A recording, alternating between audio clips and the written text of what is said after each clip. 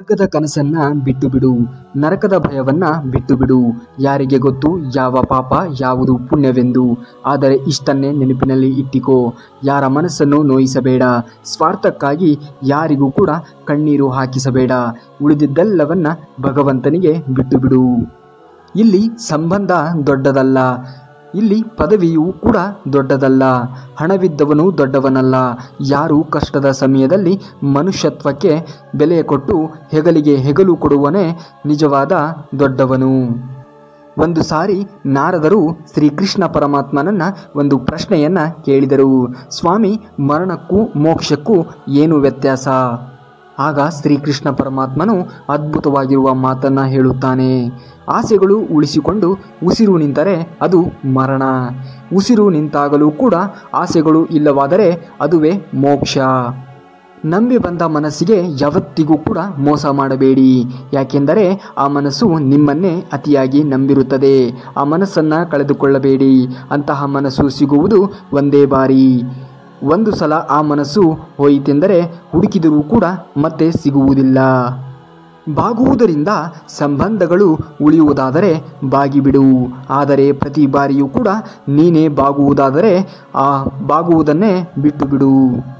ಹಿಂಡಿದ ಹಾಲು ತಕ್ಷಣವೇ ಮೊಸರಾಗದಂತೆ ಇಂದು ಮಾಡಿದ ಪಾಪ ಕೃತ್ಯಗಳ ಫಲ ತಕ್ಷಣ ಅನುಭವಕ್ಕೆ ಬರದಿರಬಹುದು. ಅದು ಬೂದಿ ಮುಚ್ಚಿದ ಕೆಂಡದಂತೆ ಸಮಯವನ್ನು ನೋಡಿ ಸರಿಯಾಗಿ ಸುಡುತ್ತದೆ.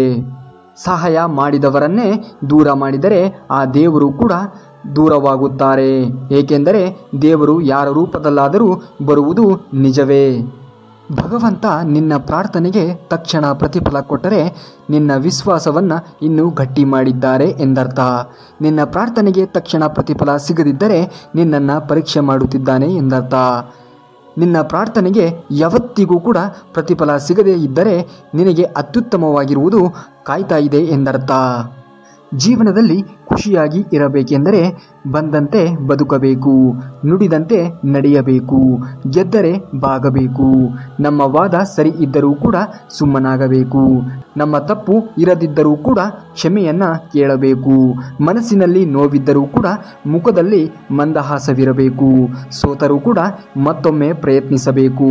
ರಾತ್ರಿ ಪೂರ್ತಿ ಅತ್ತರೂ ಕೂಡ ಮರುದಿನ ನಗಲೇಬೇಕು. ದುಃಖದ ಬಗ್ಗೆ ಚಿಂತಿಸತೊಡಗಿದರೆ ಸದಾ ದುಃಖಿಯಾಗೇ ಉಳಿಯುತ್ತೀಯ. ಸುಖ ಸಂತೋಷವನ್ನು ಧ್ಯಾನಿಸಿದರೆ ಮುಂದೆ ಸುಖಿಯಾಗಿರುತ್ತೇವೆ.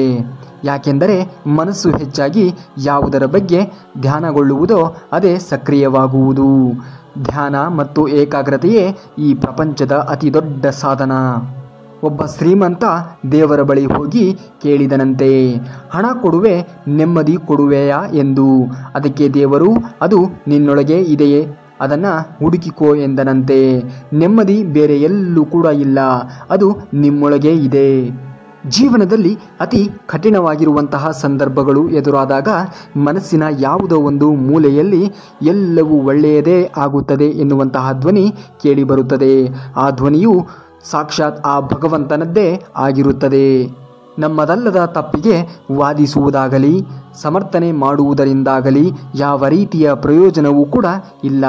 ಎಲ್ಲವನ್ನ ಸಮಯವೇ ತಿಳಿಸುತ್ತದೆ. ಆ ಸಮಯ ಬರುವವರೆಗೂ ನಾವು ತಾಳ್ಮೆಯಿಂದ ಕಾಯಬೇಕಷ್ಟೇ. ಕೃತಜ್ಞತೆ ಇಲ್ಲದ ಮನುಷ್ಯರಿಗೆ ಸಹಾಯ ಮಾಡುವ ಬದಲು ಒಂದು ಗಿಡಕ್ಕೆ ನೀರು ಹಾಕಿ, ಅದು ಜೀವನ ಪೂರ್ತಿ ನಿಮಗೆ ನೆರಳಾಗಿ ಇರುತ್ತದೆ. ಒಬ್ಬರ ಬಾಳಲ್ಲಿ ಬೆಳಕು ಆಗದಿದ್ದರೂ ಪರವಾಗಿಲ್ಲ, ಆದರೆ ಇನ್ನೊಬ್ಬರ ಬಾಳಲ್ಲಿ ಕತ್ತಲನ್ನು ಮಾತ್ರ ಮಾಡಬೇಡಿ. 1000 ಗೋವುಗಳ ಗುಂಪು ಒಂದೇ ಕಡೆ ಇದ್ದರೂ ಕೂಡ ಕರು ಖಚಿತವಾಗಿ ತನ್ನ ತಾಯಿಯನ್ನು ಹೇಗೆ ಹುಡುಕಿಕೊಂಡು ಹೋಗುತ್ತದೆಯೋ ಹಾಗೆಯೇ ನಾವು ಮಾಡುವ ಒಳ್ಳೆಯದು ಕೆಟ್ಟದ್ದು ಪಾಪ ಪುಣ್ಯ ಕರ್ಮಫಲಗಳು ನಮ್ಮನ್ನೇ ಹುಡುಕಿಕೊಂಡು ಬರುತ್ತವೆ. ಒಂದನ್ನು ಮಾತ್ರ ಯಾವಾಗಲೂ ಕೂಡ ನೆನಪಿನಲ್ಲಿ ಇಟ್ಟುಕೊಳ್ಳಿ. ಈ ಮುಖ, ಈ ಸೌಂದರ್ಯ, ಈ ದೇಹ ಎಲ್ಲವೂ ಕೂಡ ನಾವು ಸಾಲದ ರೂಪದಲ್ಲಿ ಪಡೆದಿರುತ್ತೇವೆ. ಸಮಯ ಬಂದಾಗ ಇವುಗಳ ಮಾಲೀಕನಿಗೆ ನಾವು ಹಿಂದಿರುಗಿಸಲೇಬೇಕು. ನಮ್ಮ ಬದುಕೆ ಒಂದು ಹೋರಾಟ. ಈ ಹೋರಾಟದಲ್ಲಿ ನಾವು ಮಾಡುವ ಕಾರ್ಯವನ್ನು ನಾವು ಪ್ರಾಮಾಣಿಕವಾಗಿ ಮಾಡಬೇಕು. ಏನು ಆಗಬೇಕೋ ಅದು ಆಗೇ ತೀರುತ್ತದೆ. ಅದನ್ನು ತಡೆಯಲು ನಮ್ಮಿಂದ ಸಾಧ್ಯವೇ ಇಲ್ಲ. ಕಾಣದ ಕೈಗಳಿಂದ ಸಾವಿರಾರು ಕುತಂತ್ರಗಳು ನಡೆದರೇನಂತೆ, ಮೇಲೊಬ್ಬ ಎಲ್ಲವನ್ನ ವೀಕ್ಷಿಸುವನು, ನಿಮ್ಮ ಕಣ್ಣೀರಿನ ಎಲ್ಲ ಹನಿಗಳಿಗೆ ನ್ಯಾಯ ನೀಡುವನು. ಇದೇ ರೀತಿಯಾಗಿರುವಂತಹ ಇನ್ನಷ್ಟು ಮಾಹಿತಿಗಳಿಗಾಗಿ ನಮ್ಮ ಚಾನಲ್ನ ಸಬ್ಸ್ಕ್ರೈಬ್ ಮಾಡ್ಕೊಳ್ಳಿ ಅಂತೇಳಿ ಹೇಳ್ತಾ ನೆಕ್ಸ್ಟ್ ಇನ್ನೊಂದು ವಿಡಿಯೋದಲ್ಲಿ ಸಿಗುವವರೆಗೂ ಧನ್ಯವಾದ. ಕರುನಾಡಿಗೆ.